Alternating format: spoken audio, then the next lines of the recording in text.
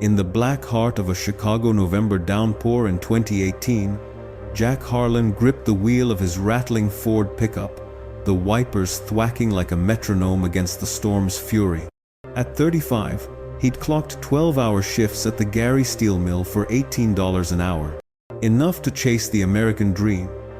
Just close enough to taste $1,200 rent on their Hammond two-bedroom, $300 car payments, and dreams of a backyard swing set for the kids. Sarah rode shotgun, her fingers tapping the dash to Springsteen's Thunder Road, her laugh cutting through the rain like sunlight.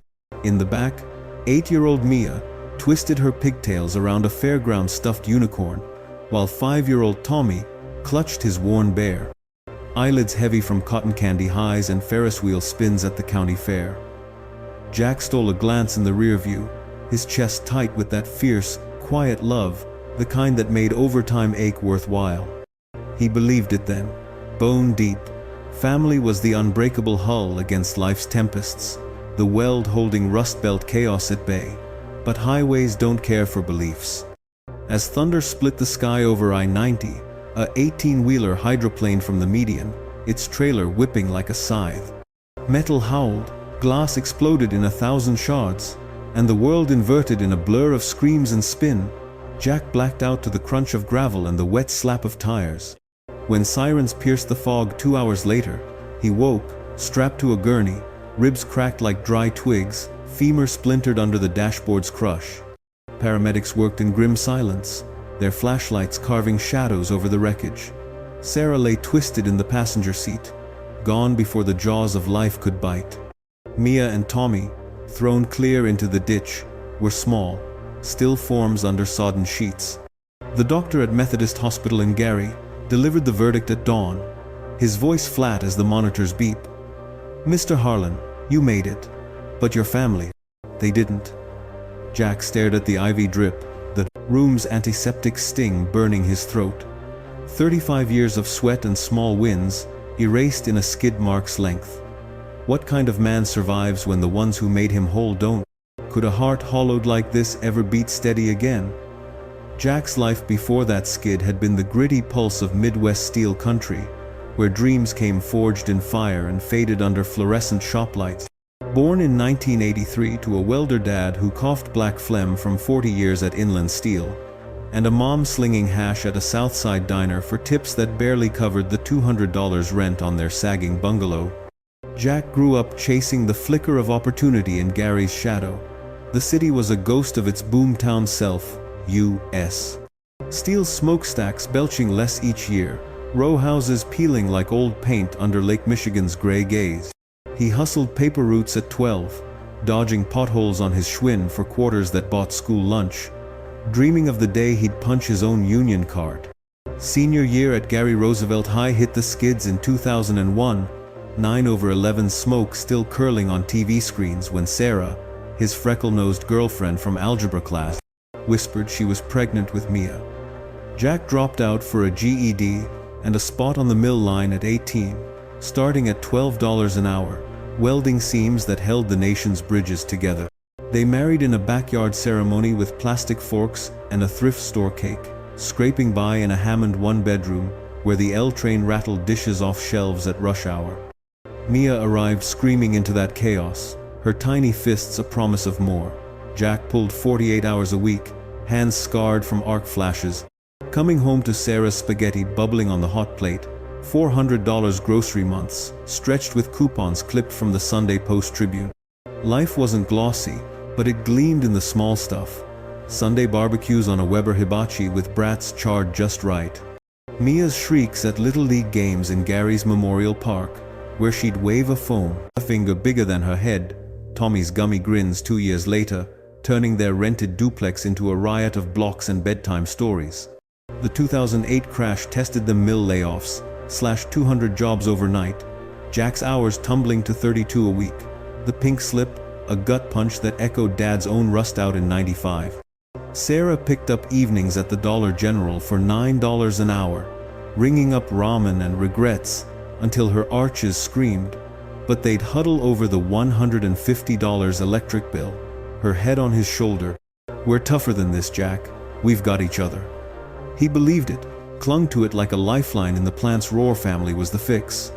The glue for frayed paychecks and foreclosed neighbors, the shield that turned layoffs into lessons and evictions into not us. Vacations meant pitching a $50 tent at Indiana Dunes State Park. Sand in their sandwiches, and waves lapping Mia's toes. Tommy buried to his neck in dunes, while Sarah snapped Polaroids with a disposable Kodak. Jack would grill foil-packet foil trout over a fire pit, the lake's chill breeze carrying their laughter inland. That belief armored him through the lean years, the way Sarah's kiss could erase a 12-hour shift's grime. How Mia's crayon, world's best dad, tacked to the fridge outshone any bonus check. But as the fair's lights faded that rainy Tuesday in November 2018, the pickup humming east on I-90 toward home, Jack eased off the gas, glancing back at his sleeping anchors. The storm thickened, wipers straining, and he murmured to Sarah, "We'll make it through this squall, just like always." She squeezed his knee, eyes soft. What if the squall didn't pass? What if it swallowed the hull whole? Discharged on crutches in mid-December 2018, Jack shuffled back to the Hammond apartment that now reeked of absence, Sarah's jasmine shampoo lingering like a taunt in the bathroom steam. The mill's workers' comp kicked in at $1,200 a month, but medical bills stacked like cordwood, $15,000 from the ER. Loan, interest nibbling at 7%, while he stared at ceilings cracked like his resolve. He pawned his wedding band for $200 at a Lake Street shop. The pawnbroker's sympathetic grunt, no balm for the bare fingers chill. Christmas loomed, Mia's backpack still slung on the kitchen chair, Tommy's bear peeking from couch cushions, and Jack moved through the days in a fog, microwaving frozen burritos that tasted of ash. The landlord, Eddie Kowalski, a barrel-chested Pole with a limp from the mills wrapped on the door, the 5th of January 2019. Harlan, rents 2 months light, $2,400. I got my own mouths to feed.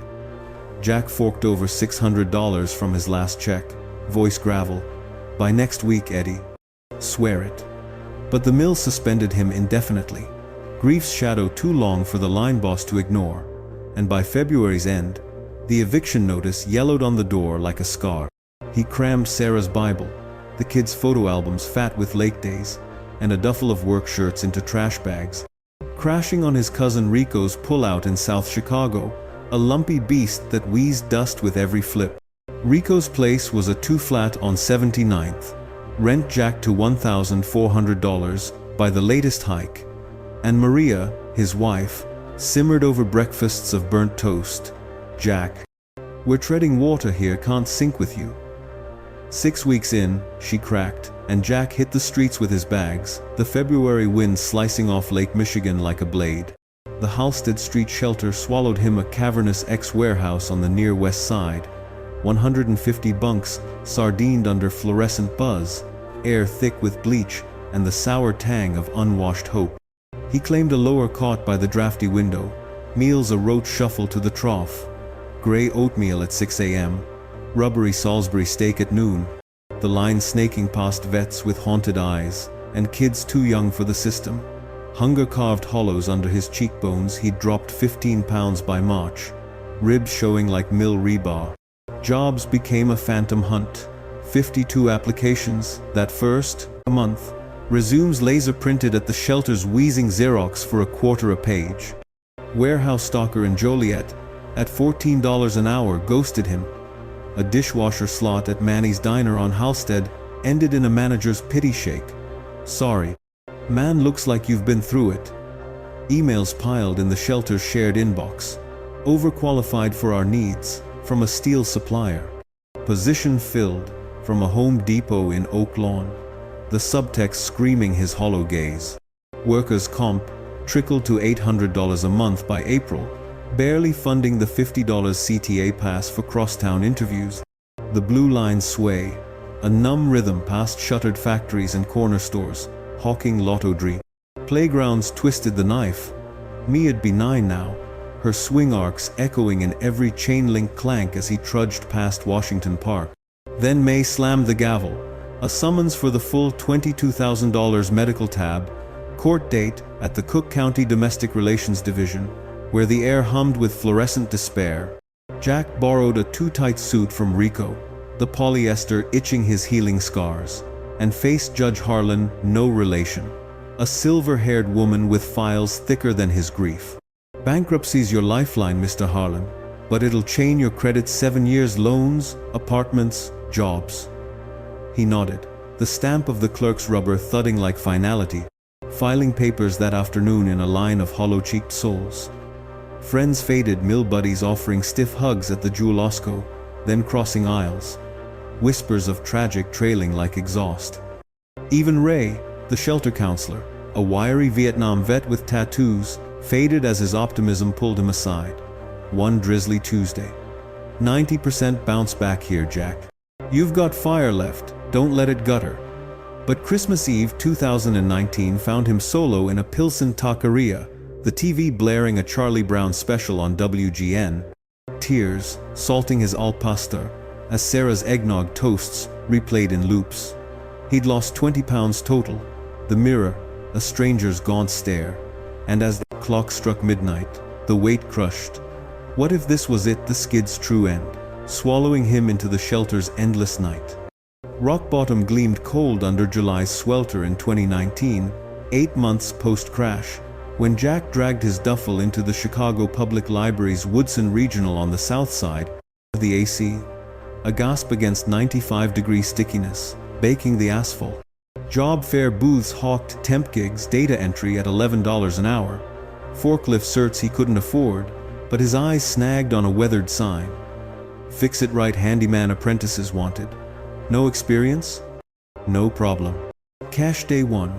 Gus Ramirez manned it, a stocky ex-Marine with a salt and pepper buzz and a prosthetic leg from K-San. His booth littered with torque wrenches and dog-eared blueprints. Gus scanned Jack's calloused palms, the mill scars like badges. "You weld? Good tools don't lie. Life chewed me up in '68, spat me out short a limb, built this on spite and sweat. Swing a hammer for me, $15 an hour under the table.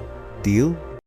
Jack's throat tightened. Sarah had been the fixer, YouTubing shelf hacks while he manned the grill, but he gripped the offered hand, inked the W4 on a folding table, scarred by coffee rings.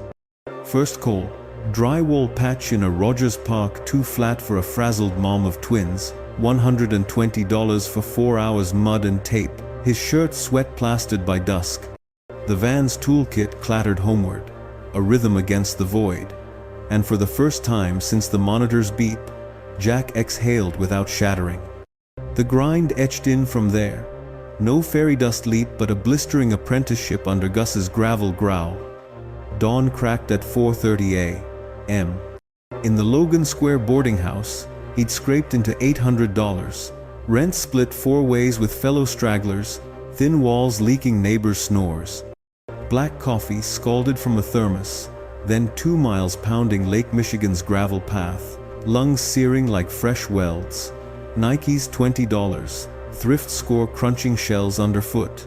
Gus drilled mornings over iPad, schematics in the shop's alley off Milwaukee Avenue. Measure twice, cut once, Harlan sloppy cost souls. Afternoons hauled 2x4s up Pilsen stairwells sans elevators, evenings on scrap heaps practicing joints till his shoulders screamed. August 2019's cabinet installed in an Evanston split-level tanked spectacular doors, sagging like his doubts. A $300 callback that left Gus red-faced. That's tuition, kid. Pay and pivot. Jack bunked sleepless, replaying the client's scoff, but dawn yanked him vertical, logging 200 practice hours that fall. Error rate plummeting from 40% to under 10% by October's chill. Savings clawed to $1,200 monthly. After $200 shelter tabs, weekends, flipping garage sale lamps on Craigslist, $50 in, $150 out. 12 flips that winter, netting $1,200 extra. COVID clamped Chicago in March 2020, jobs evaporating like mist, but Jack masked up for contactless consults, troubleshooting faucets over glitchy Zoom from the boarding house's hot plate corner. Pocketing $500 bonus month. A December roof slip sprained his ankle, sidelining 2 weeks and dipping the jar to $400. ramen nights blurring into doubt. But he journaled 3 gratitudes under the bunk's bare bulb. Steady pulse, Gus's kick, waves erasing tracks. Runs stretched to 5 miles daily, 1,200 miles that pandemic year, carving lean muscle over hollows. The lake slap a metronome to Mia's imagined cheers. Loneliness ambushed holidays. A solitary Thanksgiving turkey, TV dinner, the fork scraping foil like bones. But Gus clapped his back after a flawless July 2020 deck in Oak Park, cedar gleaming under floodlights. You're hammering more than nails now, Harlan. Something solid. Jack wiped sawdust from his brow, the level true in his grip, heart thudding not with ache but spark. How high could a solo climb go if the rungs held? That spark ignited full in September 2020, 22 months from the skid's scar, when Jack cornered Gus in the shop's grease-streaked office. Blueprints rolled under his arm. Bungalows are crumbling out there. 1,920 seconds. Bricks in Hyde Park. Leaky roofs begging fixes. Gimme a van, I'll run mobile, you're cut 30%. Gus eyed him over a lukewarm RC Cola, prosthetic creaking as he leaned back. Risky, but you've earned the rope. 3,000 my leg from Nam says you're steady. The Chevy cargo van was a 08 beater with 150,000 miles and a dented flank. But Jack magneted Harlan fixes, signs with spray paint grit, cold calling 150 Southside numbers from a library, phone voices wary at first, then warming to his mill-honed pitch. No mess, fair price, done right. 7 bites landed that fall, $400 apiece for gutter reroutes and fixture swaps. Facebook neighborhood groups buzzing with Jack's the Guy posts. 5-star reviews trickling like rain on tin. First solo haul. A Bronzeville widow's porch swing creak. Him on a ladder at dusk, grease pencil marking rot, the $120 check crisp in his fist as the van rumbled back under sodium lamps. Optimism flickered cautious. Grief's embers banked, but warm nights tracing Sarah's photo on the nightstand, whispering, "Watch this, babe."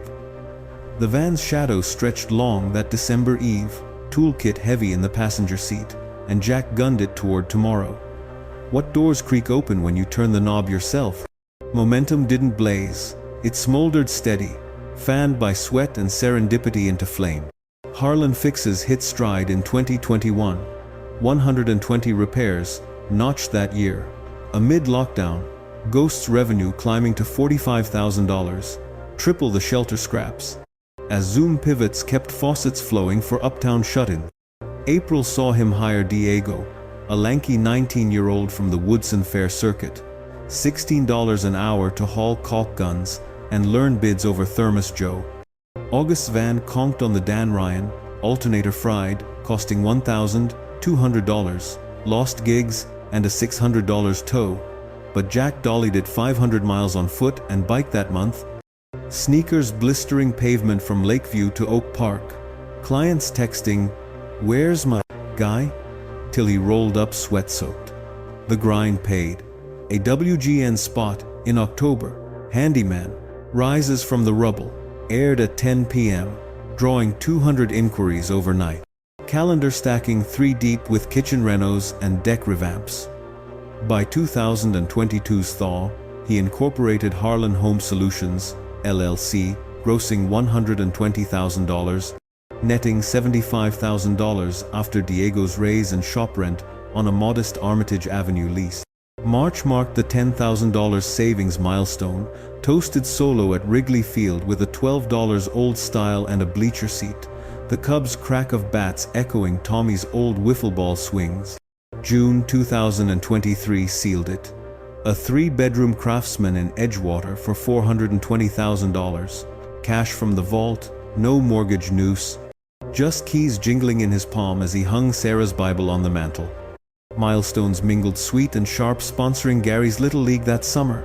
10 kids in logo jerseys swinging under Memorial Park floods, their cheers a balm and blade. Clients wove into lifelines. The Hyde Park widow baking apple pies post-swing fix, steam curling like memories. A Bronzeville single dad swapping lost tales over porch coffee, His toddlers bear a ghost twin to Tommy's. By 2023's end, 2 vans prowled a 20-mile radius, 3 hires rotating through the shop. Lena, a recovering addict with steadying hands on the miter saw, and $200,000 banked against dips. Success sat solid, not shiny nights when grief surged, Jack running 10 miles to outpace it, lake waves swallowing petals scattered for Mia's would-be 12th. At 39, scars etched but stance unbowed, he'd welded wreckage into worth. What legacies bloom from the hardest soil? Gratitude didn't arrive gift-wrapped. It rooted slow in the journal's spine, pages thick by 2024, with ink-faded truths. Thanks for the skid that shook me awake, for hands that mend over break. Fridays became ritual at the Halstead shelter, Jack hauling toolkits for Ray's woodworking class, hammers for vets, levels for kids over vending coffee that tasted of second chances. I bunked that cot. Thought dark owned me. But you picked the dawn. He launched Sarah's scholarship at Ivy Tech Community College in Gary, $5,000 yearly for trade trackers. First check to Jamal, a wide-eyed sophomore who caulked his debut faucet under Jack's nod in 2023. Steady pour, kid-like life. Holidays softened. Mia's 13th ghost in May, marked with tulips in the Edgewater yard, red for her fire, yellow for Tommy's light, then a 10-mile lakeside loop ending at the bench. Petals drifting on swells like released prayers. Dating flickered a 2023 coffee with uptown librarian Elise, her bookish quips sparking easy, but it fizzled gentle, reminding him solitude honed sharp as a chisel. Love could dock later, on his dock. Fairs found him at booths, flyers stacked beside Mia's crayon worlds, voice gravel warm to milling crowds. Mine got ripped away. Don't let yours start with one swing. Stay too damn stubborn to quit. Eyes misted, cards clutched like talismans, and Jack saw his reflection in their nods, the man who'd walked worse roads, measured in miles and moons. Laugh lines creased the old hollows now, the mirror showing a builder, not a break. Twists loomed economy, dipping like winter lake levels, rivals circling with slick ads, but he'd forged through fiercer forges. Growth wasn't erasure, it was etch, the skid's groove a guide for straighter lines. As October 2024's crisp edge bit the air, Jack locked the Armitage shop under the L's distant rumble, toolkit slung easy over his shoulder. The day's last nail driven true in a Lincoln Park retrofit. At 41, 6 years from that November skid 0 hour, Harlan Home Solutions thrummed at $250,000 yearly vans, humming, crews bantering blueprints, a legacy lathed from loss. He paused in the lot's sodium glow, family photo pulled from his wallet. Sarah's smile, kids' chaos captured mid-laugh. We built this, he murmured to the wind off the lake, the words, a well, sealing old cracks. Thriving wasn't erasure, it was expansion, the hollow filled not with forgetting but fierce forward. The road twisted sure, but Jack knew it's gravel now, each step a choice reclaimed. And here's the quiet fire he carried, flickering for anyone staring down their own skid. Life's wrecks don't define the rebuild they demanded. From bunk shadows to backyard blooms, from $800 comp checks to a $250,000 hum, Jack proved the pour starts whenever you gather the sand. Dawn's chassis gleams fresh every turn. So grab your hammer today, 1 call, 1 mile, 1 stubborn yes, and roll out. The build's yours. Comment day 1 below if this is your starting line. We're all just one swing from solid.